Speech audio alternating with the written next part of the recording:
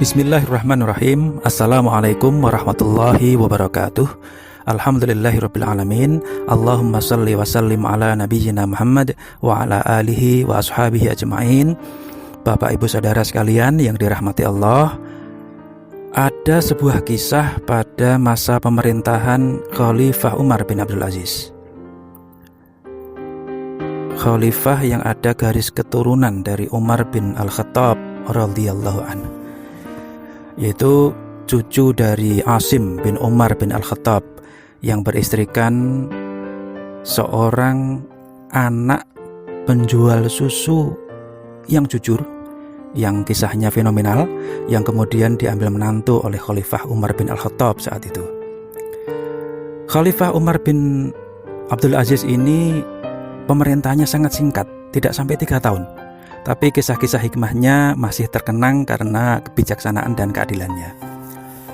Satu kisah, suatu ketika Khalifah Umar bin Abdul Aziz ini sedang berkeliling kota, menaiki kuda, meninjau wilayah, inspeksi kalau bahasa sekarang, untuk mengetahui secara langsung kondisi rakyatnya.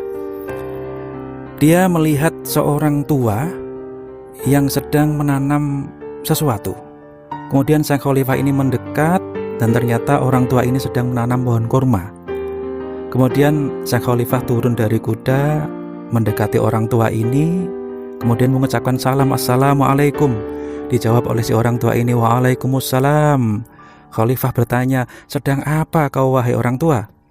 Dijawab oleh orang tua ini, "Saya sedang menanam pohon kurma, Tuan." Khalifah Umar kemudian bertanya, "Engkau kan sudah tua, buat apa menanam pohon kurma? Bukankah pohon kurma itu baru akan berbuah setelah menunggu bertahun-tahun lamanya?" Bapak ibu saudara yang dirahmati Allah, perlu diketahui bahwa tanaman kurma ini berbuah setelah 7-10 tahun. Atau bisa juga ada jenis yang mulai berbuah setelah 4 tahun. Paling cepat 4 tahun. Lalu sang khalifah ini melanjutkan pertanyaannya, "Apakah engkau yakin masih hidup saat memanen buah ini dari pohon yang engkau tanam ini?" Orang tua ini menjawab dengan tatapan mata yang penuh semangat, "Memang benar, Tuan, usia saya memang sudah tua. Kalau Allah memberi saya umur panjang dan masih sempat memanen buah kurma ini, ya alhamdulillah. Namun sekiranya saat panen tiba, saya sudah dipanggil oleh Allah dan sudah meninggalkan dunia ini, tentu masih ada anak cucu saya yang bisa memanen buah dari pohon yang saya tanam ini. Dan seandainya anak-anak dan keturunan saya telah tiada pun, bolehlah buah dari pohon ini dipetik oleh orang lewat yang membutuhkan." Khalifah Umar bin Abdul Aziz terpana mendengar jawaban orang tua ini. Dalam batinnya, sungguh ini adalah ucapan yang luar biasa, mendalam dan inspiratif dari seorang hamba yang ikhlas. Setelah itu Khalifah Umar bin Abdul Aziz melanjutkan, "Pak, saya sangat tersentuh dengan ketulusanmu. Ini ada sedikit pemberian dariku untukmu, terimalah, semoga rezekimu berkah." Khalifah Umar menyodorkan hadiah kepada orang tua ini karena terpesona dengan apa yang diucapkannya.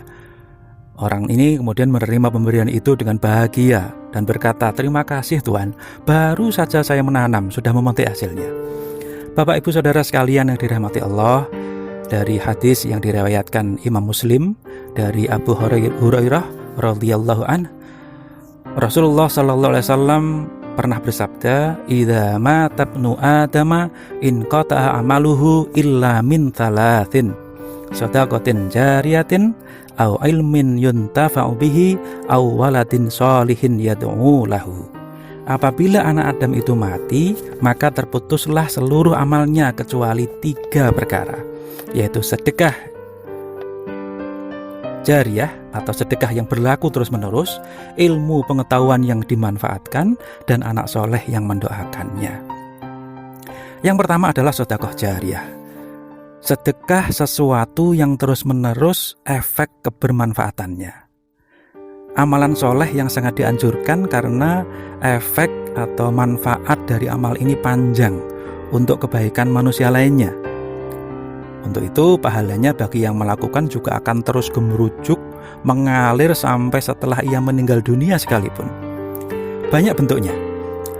bisa infak atau wakaf untuk pembangunan masjid, lembaga pendidikan, rumah sakit, panti asuhan, menulis buku, menyumbangkan buku-buku yang positif, membuat sumur untuk kepentingan umum, dan banyak lagi yang lain. Untuk contoh wakaf sumur tadi, ada sebuah sumur di Madinah bernama Bi'r Rumah atau sumur rumah atau sumur Utsman yang diwakafkan oleh sahabat Nabi Utsman bin Affan radhiyallahu anhu.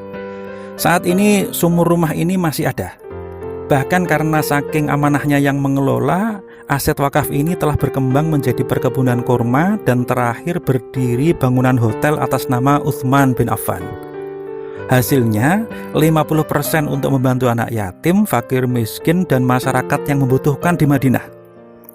Dan 50% sisanya lagi disimpan dalam rekening pengembangan yang dikelola oleh Kementerian Wakaf Arab Saudi. Rekening banknya masih ada, bahkan masih atas nama Utsman bin Affan. Dan mungkin inilah rekening tertua di dunia dari aset yang diwakafkan 1400-an tahun yang lalu. Subhanallah. Bapak Ibu yang dirahmati Allah, wakaf ini juga bisa dalam bentuk lain selain aset berwujud. Misalnya wakaf profesi. Satu contoh misalnya profesi notaris yang dengan profesi dan keahliannya memberikan akta pendirian sebuah yayasan secara gratis yang kemudian yayasan ini menebarkan manfaat yang luas setelah itu. Demikian juga untuk profesi lain. Amal yang tidak terputus yang kedua adalah ilmu yang bermanfaat, seperti mengajarkan sesuatu kepada orang lain atau muridnya sendiri, menulis buku, dan sebagainya. Ini berhubungan dengan keutamaan ilmu, menyebarkan dan mengajarkannya. Dari Abu Mas'ud Uqbah bin Amir al-Ansari, Rasulullah pernah bersabda, "Man dalla ala khairin falahu mithlu ajri fa'ilihi." Barang siapa yang menunjukkan satu kebaikan, maka dia akan mendapat pahala seperti halnya pahala orang yang mengerjakannya. Kemudian amalan ketiga yang tidak ada putusnya adalah anak soleh yang selalu mendoakan orang tuanya. Mendoakan karena hormat kepada orang tua, hormat ini karena anak ini berilmu, dan jadilah ia berilmu karena diajarkan atau diarahkan orang tuanya dengan pendidikan terbaik. Untuk itu, mari kita didik anak-anak kita dengan pendidikan terbaik, terutama pendidikan agamanya, karena kalau agamanya baik, maka dunianya pun akan ikut baik. Jalan ma'isyahnya atau karirnya pun juga akan ikut baik. Sehingga dengan doanya, baktinya sang anak kepada orang tuanya, dan kebermanfaatan sang anak untuk lingkungannya akan selalu menjadi catatan amal soleh bagi kedua orang tuanya. Bapak Ibu Saudara sekalian yang dirahmati Allah, demikian semoga kita semua diberi kekuatan untuk hidup istiqomah dan mati husnul khotimah.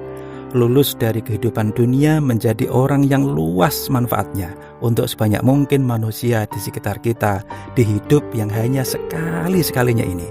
Wallahu a'lam, fastabiqul khairat. Wassalamualaikum warahmatullahi wabarakatuh.